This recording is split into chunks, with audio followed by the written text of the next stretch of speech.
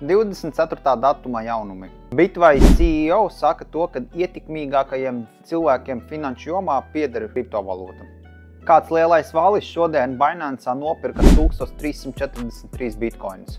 Septembris bitcoinam vienmēr ir bijis tāds sliktākais mēnesis, bet šis gads ir izņēmums, jo bitcoins ir uzrādījis labāko septembra pieaugumu, kas bija nepilni 6,9%. Amerikas ETF-os bitcoinam diena ar pluszīmi un inflows bija lielāks, Ethereumam diena ar mīnuszīmi un outflows bija lielāks. Bitcoinam tie bija 4,5 miljoni, Ethereumam tie bija 79,3 miljoni ar mīnuszīmi.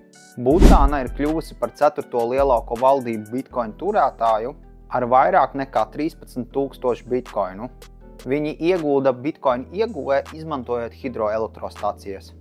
Ja tevi interesē kriptovalūta un vēlēs sākt nodarboties ar kriptovalūtu, droši spied uz profilu linku un pievienojies manai Telegram grupai.